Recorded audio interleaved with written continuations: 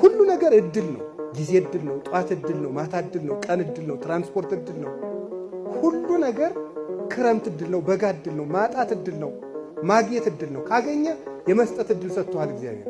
ካጣ የማመስገን እድል ሰጥቷል። ሁሉም እድል ነው። እግዚአብሔር በሰጠን ነገር ሁሉ ከተጠቀምንበት መንግሥተ ሰማያት የማንወርስበት አጋጣሚ የለም። ሰው ምን ኃጢአት ይሰራል? ትርፉን ካሰበ አንድ ሰው ምንም ሱስ ወይም ኃጢአት ውስጥ ቢሆን ምንድነው የማተርፈው ብሎ ከጠየቀ መዳን ይችላል፣ ማቆም ይችላል። ሰይጣን ሁልጊዜ እንዳንጠይቅ ነው የሚያደርገው። ድርጊቱን ብቻ እንድናስብ ነው የሚያደርገን እንጂ ከድርጊቱ በኋላ ያለው ነገር እንድናስብ ያደርገን። ምንድነው የማተርፈው? መንግሥተ ሰማያት። ምንድነው የማተርፈው? ጸጋ። ምንድነው የማተርፈው? ጤና። ምንድነው የማተርፈው? በእግዚአብሔር ዘንድ ያለ ባለሟልነት። ምንድነው የማተርፈው? ረድኤት። ምንድነው የማተርፈው? ዕድሜ። እንዲህ ብለን ካሰብ በስመ አብ ወወልድ ወመንፈስ ቅዱስ ሰው ምን ኃጢአት ይሰራል?